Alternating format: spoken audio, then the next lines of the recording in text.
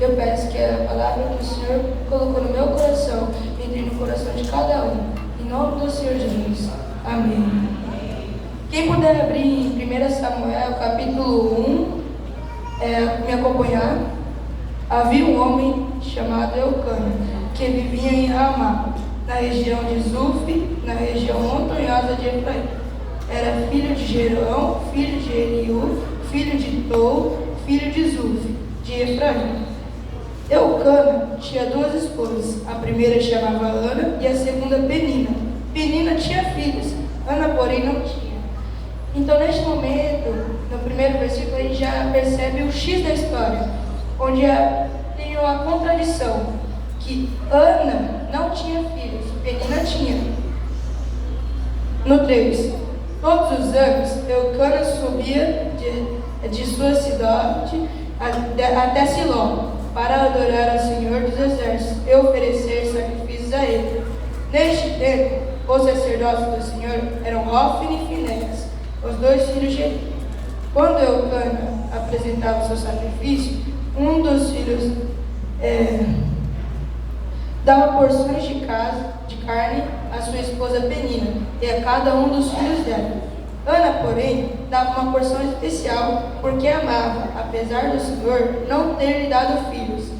Então ali a gente já vê que Eucana amava tanto Ana que mesmo sem ela dar filhos, ser infrutífera naquela época, ele amava, porque muitos esposos naquela época iam rejeitar a pessoa que é infrutífera, porque naquela época uma das maiores funções da mulher era dar filhos. Se a pessoa não dava filhos, ela era rejeitada.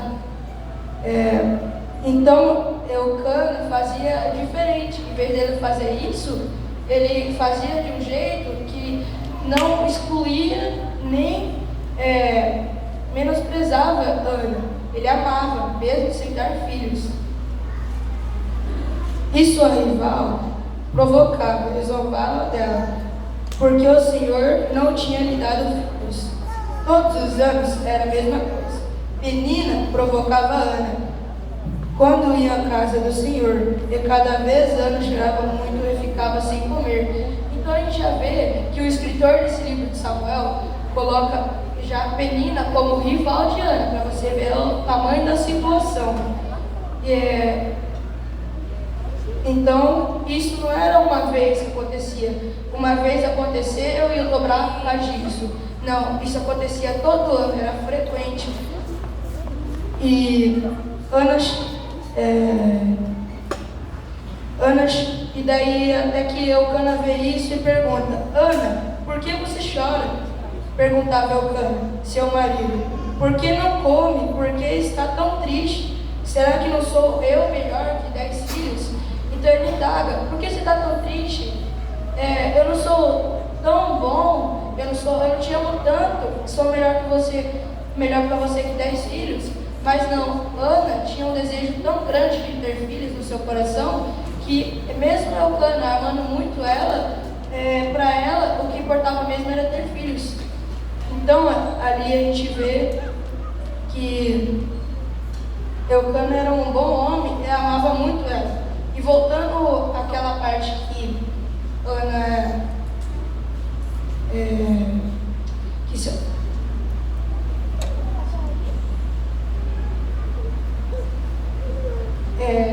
daí depois de um tempo ela vai naquele mesmo dia, eu acho, vai lá na tenda do sacerdote, vai lá na tenda e na porta ela se ajoelha e começa a orar. E ela ora tão forte, tão dentro,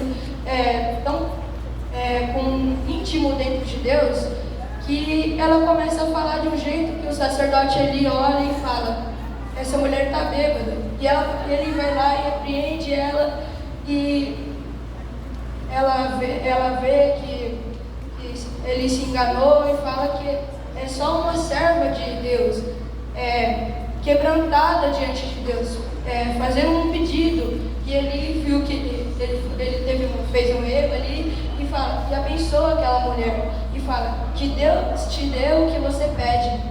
Então, depois de um tempo, quando ela sai de lá, ela vem com o semblante mudado. fala que ela sai de lá feliz, sai alegre, porque para ela, no coração dela, Deus já tinha dado filho para ela. Então depois de um tempo se passa, eles tiveram um filho. E Eucana volta para oferecer sacrifício e Ana fala que não vai, porque ela está cuidando do filho dela. Depois, quando dá o tempo, ele parou de mamar, já está comendo comida normal, eu acho que já está assim, não precisando muito mais da mãe, ele entrega Eli. E ali ele fica na casa de Eli. E nesse meio, na casa de Eli, que era a casa do Senhor, na tenda, ficava mais ou menos assim que ele dormia. Aqui tinha a Arca da Aliança e ele colocava a cama dele bem aqui do lado. Então ele tinha aquele contato com Deus diário. Toda noite ele estava ali do lado da Arca da Aliança.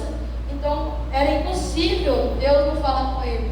E naquele tempo era muito estranho, muito raro ouvir a voz de Deus. Eu imagino que Samuel, o único relato da voz de Deus era de Eli. E ele sendo jovem, às vezes ele não entendeu muito o que ele falava, e ele não conhecia a voz de Deus. Então certa noite, Deus chamou Samuel, e ele sem entender nada, vai até Eli e pergunta a Eli, o Senhor me chamou? E quando ele acorda, ele fala com Samuel, eu não te chamei, pode voltar a dormir. Samuel volta a dormir, meio sem entender nada, e depois de um tempo, Deus vai lá e chama Samuel de novo.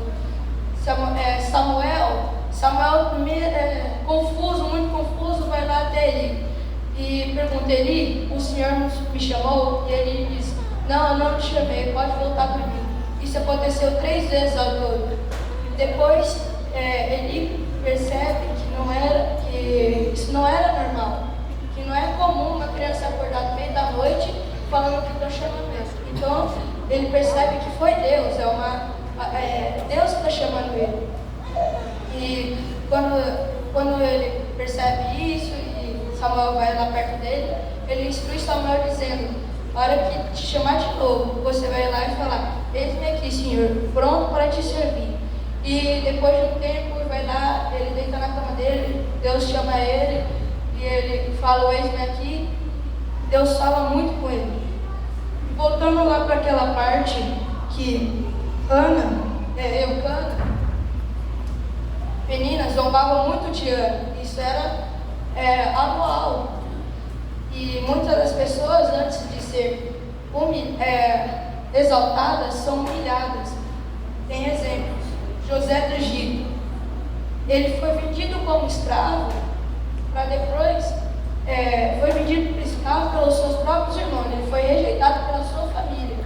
Eles via José e falava, ó o sonhadorzinho, ó aquele cara que fica tendo aqueles monte de sonho, falando que a gente vai se curvar para ele. E isso trouxe uma grande rejeição pelos irmãos dele. Então os irmãos dele se ajuntaram e queriam matar ele. Daí o irmão dele, Rubens, que era o mais piedoso, foi lá e falou, não, para que matar ele? A gente não pode derramar sangue, ainda mais que ele é um dos nossos irmãos. Vamos vender ele que a gente ainda está com grana. Então é isso que eles fazem. Ele é vendido como escravo e depois ele chega no Egito. Ele é escravo, depois ele é preso, e daí de uma noite para o dia, eu estou falando sério, de uma noite para o dia, ele dormiu numa cela, depois ele já acorda no palácio. Ele é o segundo maior do reino. Quem mais foi rejeitado ou humilhado? Saul. Saul era um pastor de gado, pastor de mulas. Ele ficava afastado do povo, ele ficava lá longe da sociedade, longe da comunidade. Tanto é que quando ele foi ser coroado rei, a humildade dele era tanta humildade, que ele ficou com medo de ser coroado, de aparecer na frente da multidão. Então ele vai lá e se esconde no meio das bagagens. Ele fica com tanto medo que ele vai se esconder. Imagina um rei escondido no meio das bagagens. Então ali depois acham ele é coroado rei. Davi também é muito humilhado, muito excluído, até pelo seu próprio pai, pela família. Ele fica afastado com as ovelhas, só ele e Deus, lá no Saul. E quando Samuel vai ungir ele rei, ele manda chamar todos os filhos. E Jessé, o pai dele, chama todos os filhos menos quem? Davi. Então é como se ele fosse rejeitado ali. E Samuel, com os olhos terrenos, mesmo sendo instruído por Deus, ele vê, olha o maior dos filhos, ele abre e fala: não tem como ser outro, esse daí, esse vai ser o rei. Ele olhando pelo físico do cara, pelo jeito que o cara falava, pelo jeito que o cara agia, e falou: esse é o rei. Ele vai lá falar com Deus, e Deus fala para ele: você está errado, você está olhando errado. Eu não olho o que tem fora do cara, eu olho o que está dentro, porque dentro que habita o Espírito Santo. Então ele vai passando de filho, às vezes vai acontecendo a mesma coisa, até que ele manda chamar. Não tem como, não é um desses. Deus não quer nenhum desses. Você tem mais um filho, Jessé?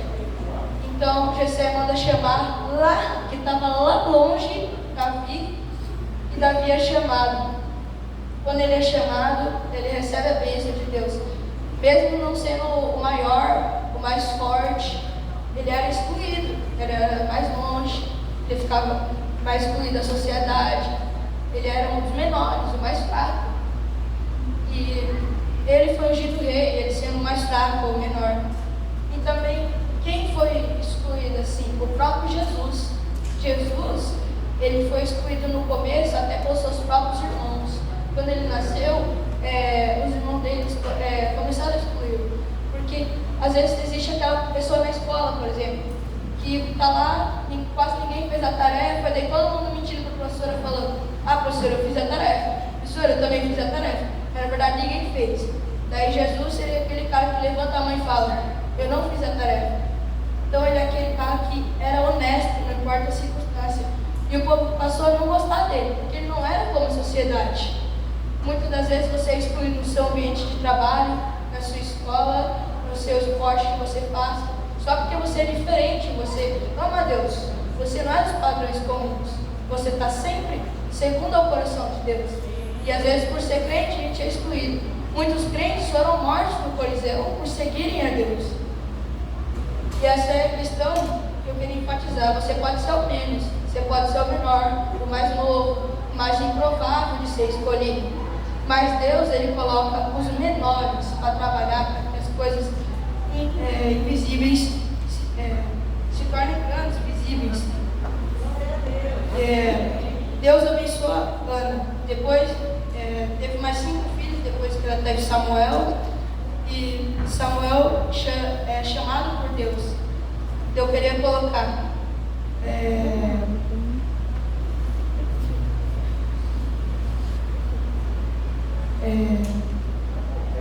Atos, capítulo 2, versículo 17. Nos últimos dias, disse Deus: derramarei meu espírito sobre todo tipo de pessoa. Seus filhos, suas filhas profetizarão, e os jovens terão visões. Os velhos sonharão. Então ali ele coloca, enfatizando mais, que os jovens terão visões. Então você pode ser jovem, pequeno, novo, você pode sonhar com uma coisa diferente, que muitas das vezes pode parecer irreal, pode ser impossível de acontecer. Mas eu vou falar para você, para Deus, com Deus, é tudo possível. E ele coloca no final dos tempos isso. 1 João 2,14.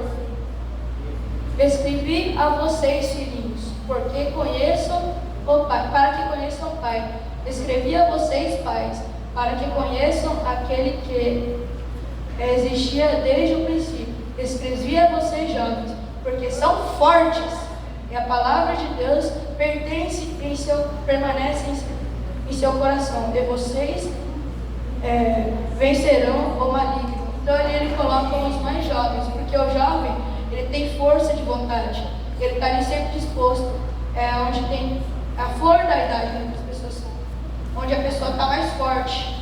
Teve uma época, meu pai, ele trabalhava o dia inteiro, acordava cedo, depois que trabalhou, está todo cansado do salão, ele vai lá e vem aqui na vigília, vai dormir 11 horas da manhã para acordar 5. E isso foi quando ele era jovem. Porque Deus escolhe os jovens, porque os jovens têm energia de trabalhar.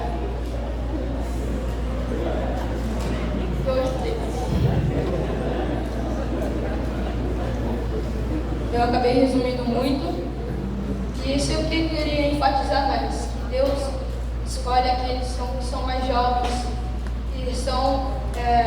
que não são escolhidos pelo povo, que você pode olhar para eles e falar, não é possível. Às vezes tem aquele seu amigo na escola que não gosta de falar, não gosta de falar, não gosta de levantar a mão, e Deus, se Deus trabalhar ele, se Deus esculpir, se lapidar, ele pode ser um dos maiores pregadores. Já houve desses tempos. E eu acho que quando tiver o Apocalipse, quando eu for mais lá na frente, quando tiver no fim do mundo, eu acredito que muitos dos pregadores, como falou Billy Graham, que a chama ia surgir no Brasil. Então o Brasil terá muitas crianças que vão começar a profetizar o nome de Deus. Muitos diáconos, muitos presbíteros, muitos pregadores do nome de Deus. E isso ele fala das crianças, porque as crianças estão sendo o futuro da nação. A gente é os que vão alcançar coisas maiores. E o Satanás está tentando tirar isso da gente. Porque a população, essa está sendo uma das primeiras a população que às vezes os filhos não estão sendo mais dos pais. Porque para essa questão da tecnologia, do celular, vai desacelerando o conhecimento das crianças. E as crianças vão parando de aprender, vão parando de querer falar, de ter convívio com as pessoas. Porque para você poder pregar, você tem que saber falar com as pessoas. Para você saber orar, você tem que ter um tempo com Deus, muito tempo com Deus. E o Satanás vai tirando isso, colocando os vícios, as drogas, a internet. E eu peço para os pais que não façam isso, não deixem os seus filhos ir no caminho mau. Façam com que eles caminhem no caminho certo. E depois vocês se edificam de junto atrás. Então, isso que eu queria enfatizar. Que as crianças são o futuro dessa nação e a gente tem que investir nelas. Porque elas que pregarão do Evangelho quando não tiver quase ninguém. Não tiver quase ninguém, todo mundo no mundo, só tiver as crianças que estão aqui. Então, você que é criança, Deus te chama hoje, nessa noite, para ter o chamado de Deus. E não precisa ser especificamente criança. Ele fala também que os senhores sonharão, os velhos sonharão. Então você pode ser jovem, de meia idade, pode ser senhor, mas eu sei que Deus está te chamando. Ele está pronto para te chamar nessa noite. Eu queria enfatizar isso. Mateus 5:10. Felizes os perseguidos por causa da justiça, pois o reino dos céus lhes pertence. Eu tinha pulado um pouco dessa parte, mas voltando, você pode ser perseguido na sua escola, no seu ambiente de trabalho, pode ser perseguido onde você mora, até às vezes na sua casa. Você pode ser regado pelos seus amigos, seus amigos podem falar mal de você, toda vez que, às vezes nem conversar com você, é a hora que te chama, é só para falar mal de você, de quem você é, da sua família. E Jesus coloca e fala, bem-aventurados aqueles que são assim, porque é o 12 também, ou 11 e 12. Felizes são vocês, quando por minha causa sofrerem, zombarem e sofrerem zombaria e perseguição. E quando outros mentindo disserem todo tipo de maldade a seu respeito. Então ele fala, bem-aventurado aquele que é rejeitado, que ele sofre pelo poder de Deus, pela palavra de Deus, por ser diferente, por ser como Jesus, por seguir a Deus, você pode sofrer. Deus já alerta disso. Daí, 12, alegrem-se e exultem, porque uma grande recompensa os espera no céu. Lembre-se de que os antigos profetas foram perseguidos Da mesma forma, muitos desses profetas que construíram a Bíblia, muitas das pessoas que escreveram a Bíblia, morreram em coliseus, foram perseguidos a vida toda.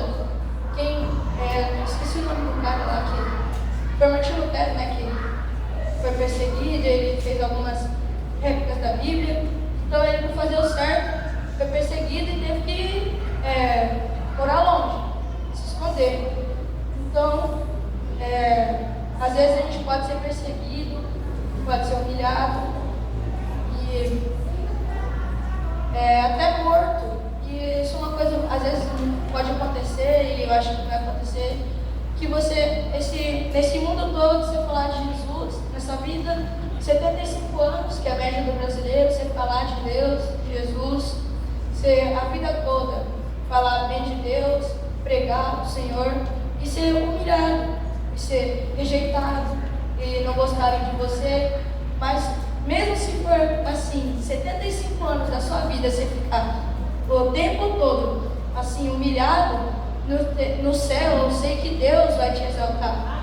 Você terá um grande lugar lá no céu, porque Deus te ama, mesmo você sendo rejeitado pelo mundo, porque Deus não te vê com os olhos do mundo, Ele não te vê por fora, Ele te vê por dentro. Ele vê o que você é, o que você tem dentro de você. É o Espírito Santo que você tem dentro de você. As coisas que não vêm de Deus, às vezes você pode ser muito bom em vários aspectos, você pode falar muito bem, conversar muito bem, você pode ser o cara mais popular da escola, mais popular das conversas, mas daí você vai olhar para dentro de você, você não tem Jesus dentro de você.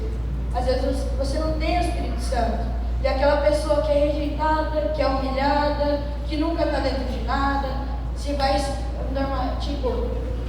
vai escolher o timinho, ele é o último a ser escolhido. Deus chama ele, mesmo se ele ser o mais excluído, o menos chamado, o menos escolhido. Deus não pode até, o mundo pode não gostar dele, mas Deus, eu sei que te ama. E para quem acha, tem gente que acha que na Bíblia às vezes tem coisas que nem existe, que é tudo mentira. Vamos olhar para o futebol. Muita gente fala de futebol. Vinícius Júnior, ele morava na favela. Ele era muito humilde, muito simples, ficava na margem da sociedade, era um dos mais pobres, mas daí Deus foi colocando ele em lugares altos. Hoje ele já foi jogador do Flamengo, jogador do Real Madrid. Hoje ele está jogando pela seleção brasileira, representando os brasileiros. E essa é uma das coisas que antes você pode ser humilhado, depois você pode ser exaltado. Porque Deus te exalta. Ele primeiro pode te colocar embaixo da pirâmide, e depois te colocar num dos maiores lugares. Porque Deus, ele faz isso para mostrar, para enganar aqueles que se acham sábios. Eu queria ler 1 Coríntios capítulo 1, 26.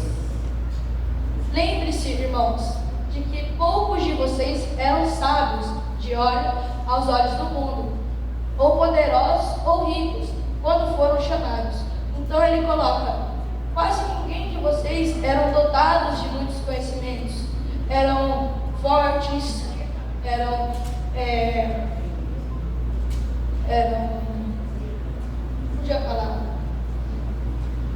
conhecedores, eram leitores, tinham muita instrução. Poucos de vocês tinham dinheiro, a maioria era muito pobre. E o versículo 27. Pelo contrário, Deus escolheu as coisas que o mundo considera loucura para envergonhar os sábios, assim como escolheu as coisas fracas para envergonhar os poderosos. Então ele faz aquela contradição. As pessoas têm certeza que pode ser um cara que é muito fluente, que é muito inteligente, que sabe falar muito bem, que diante da igreja está sempre orando, abre a Bíblia só quando está na igreja, só aquela pessoa que quer fazer aquele status, que posta muita foto no Instagram, ali você olha para a pessoa, nossa, eu queria ter uma vida dessa. Mas daí quando você vai olhar para o íntimo dela, ela não tem o que Deus quer. Isso que ele faz, por parecer do mundo e ser sábio, ele coloca como tolos diante do que Deus acha que é. Ele tem certeza que sabe, tem convicção que sabe. Porque esse grande propósito que ele tem são feitos de coisas que aos nossos olhos humanos, ao meu olho carnal, ao seu olho carnal, ao nosso olho carnal, pode ser loucura para você. Para mim pode ser loucura. Para mim pode ser loucura uma pessoa que nunca foi para a escola, nunca foi, aprendeu, nunca fez nada de interessante, começar a pregar, a falar de Deus, ir para lugares grandes, ser conhecido pelo mundo todo. Às vezes isso é impossível para os nossos olhos. E daí você vai olhar para, às vezes, um senhor de idade, naquela época onde ele estudava, era muito difícil, muito precário o estudo, às vezes não fez nem o quinto ano, nunca pisou numa escola, mas você vai conversar com esse senhor, às vezes ele tem tanta história para te contar, tanta coisa boa para falar para você, que você fica lá o dia inteiro com ele, você não aprende nem metade do que ele sabe. E essas coisas são contraditórias aos nossos olhos. 28.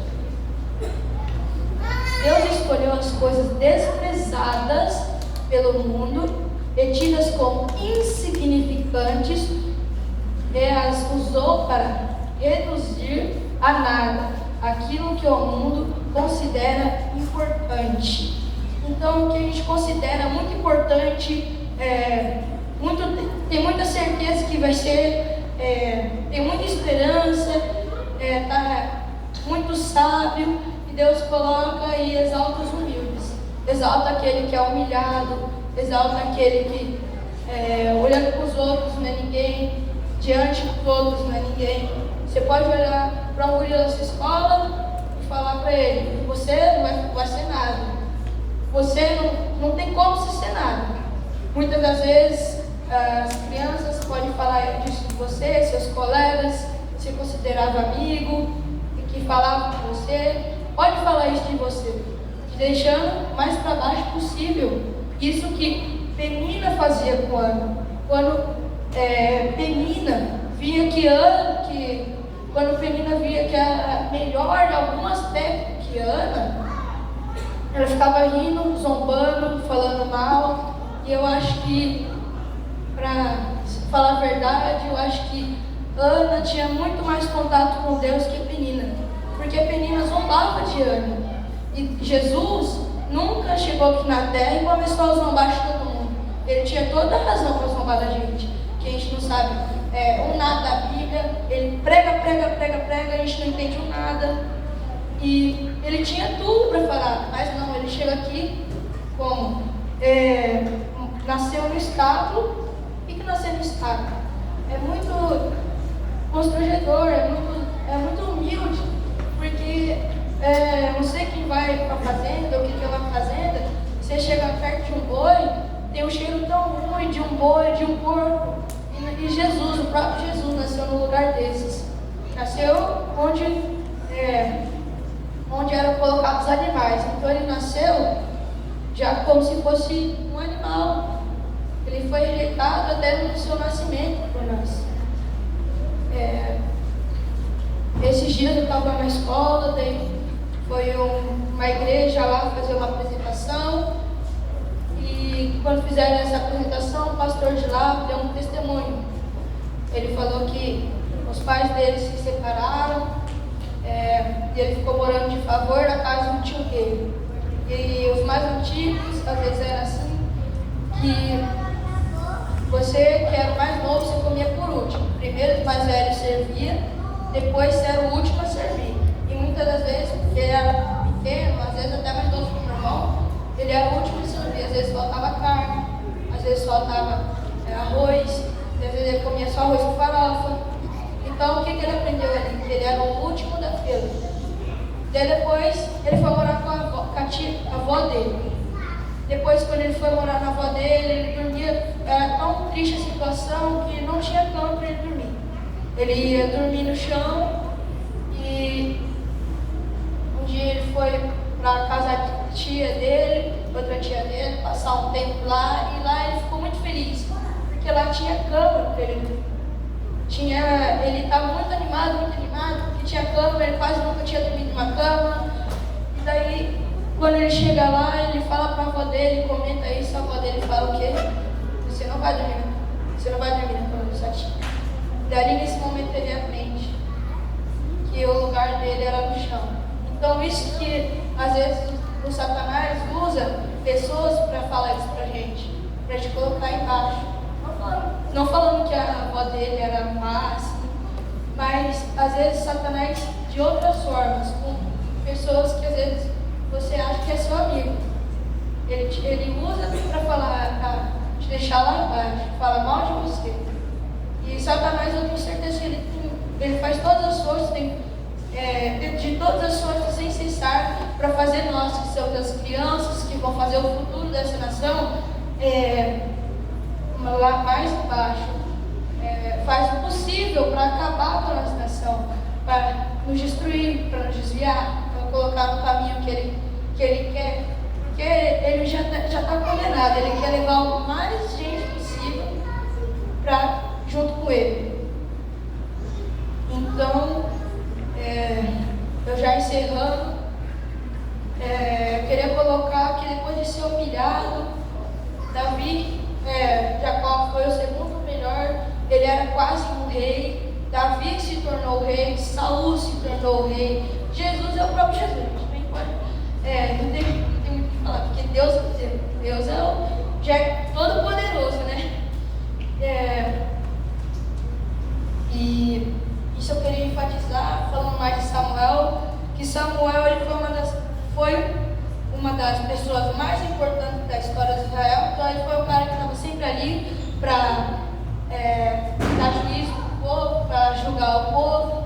Então ele é um cara que foi muito importante para a história de Israel. Uma figura notável no Antigo Testamento. Então ele foi uma pessoa muito importante no Antigo Testamento. Muito de Deus, o homem falava muito de Deus, pregava muito, falava para o povo, mesmo às vezes o povo não querendo ouvir o que ele falava. O primeiro de uma tradição profética de Israel. Então, quando Moisés tinha morrido, parou os profetas, começou a parar de ter profetas. O povo não queria mais receber o chamado de Deus. Então Samuel foi o primeiro de uma tradição profética e o último dos juízes. Depois de Samuel, se você lá abrir a Bíblia, você vai ver que passou Samuel, não tem mais juízes. E ele ungiu os dois primeiros reis da nação. Ele ungiu Saul e Davi.